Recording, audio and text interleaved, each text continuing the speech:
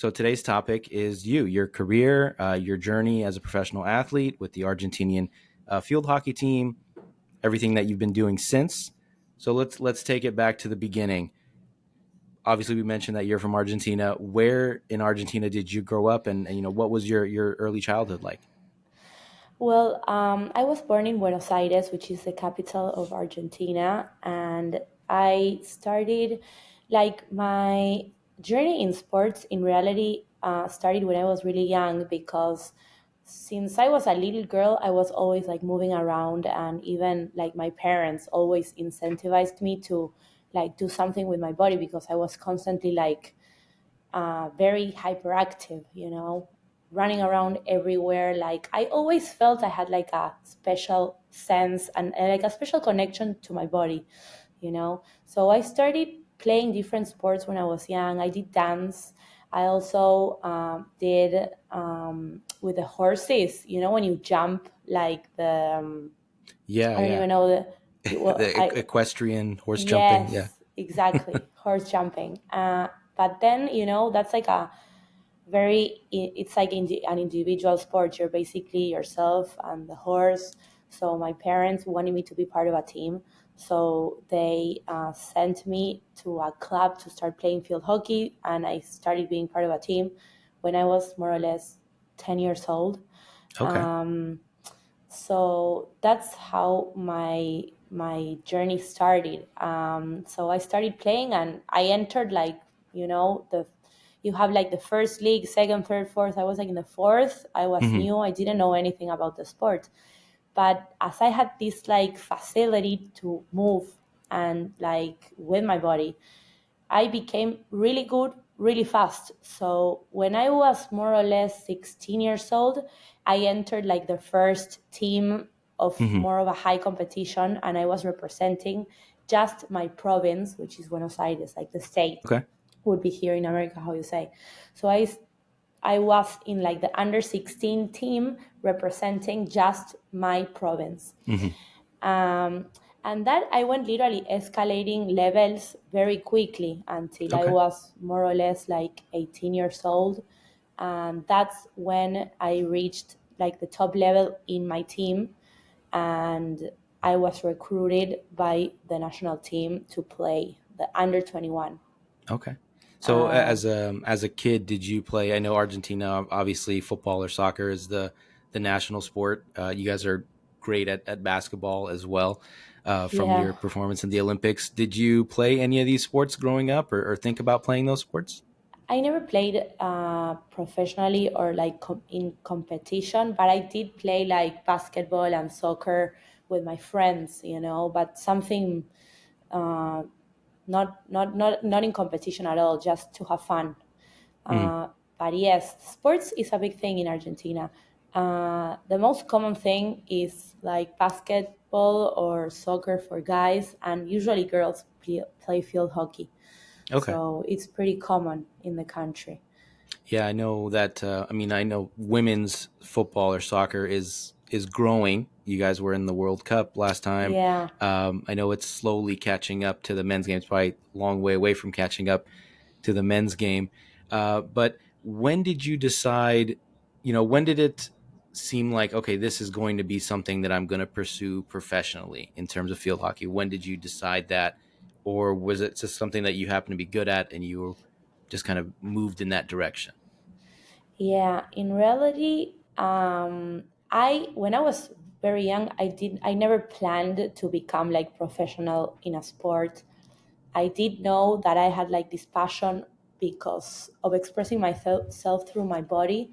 So I loved running, and basically when I started playing field hockey, and I started getting really good at it very young, and I started really getting into the sport. I started watching like the older girls, and I was like looking up to them. And I suddenly, yes, when I was more or less like 13, 14 years old, I started like having this goal, which was my goal in life, to be part of the national team. Hmm. In Argentina, it's called Las Leonas, the Lioness. It's Okay. called.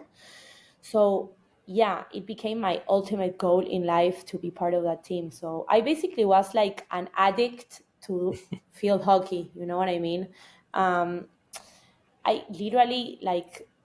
uh, numb myself from life, and the only thing that went and I had on my brain was the sport. I literally trained every day, morning, afternoon, and like with dedication and effort, anyone can do whatever their goal is. Hmm. So I basically trained like really really hard, and and I got good at it, and suddenly, yeah, it was like the path, it was marked for me in a way. But what happened was, yeah, I started becoming better and better until I reached my goal, because I became like part of the team. And but when I reached the highest level possible, I remember the first training they called me to play, because I was in the under 21, and one Hmm. day the trainer from the older girls comes and says like, we need like three more girls just for this training. So he said, you and you and you come. One of those girls was And me. this was with the senior national team. Exactly, with the senior team. And so I was sitting like in the bench, about to prepare to get in the field. I remember in my head, I was like, this is the day that I was waiting for my whole life. Now I have to get into this field and show that I need to be in this team.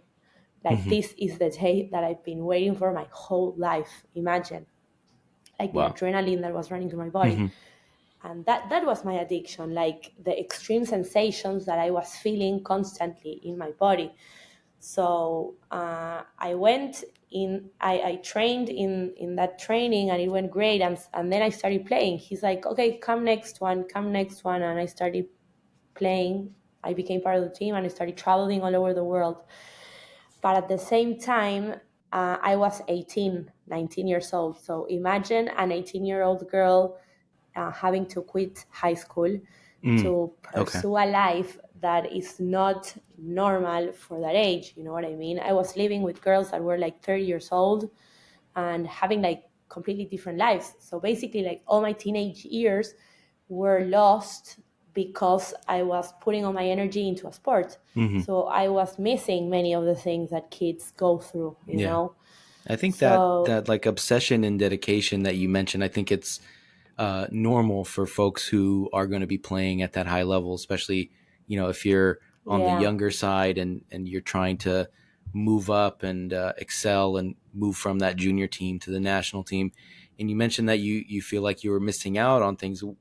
What do you feel like you missed out on as part of from becoming a professional athlete at a young age? yeah. Well, it was more of a like I was missing out on the daily. Like my friends were going to school, they were like having conversations, going there, going out, having boyfriends, girlfriends, whatever it is, hanging out with the crew. I didn't know anything about that. Like the only thing I knew was to wake up, go to the training, be around the team, and that's it.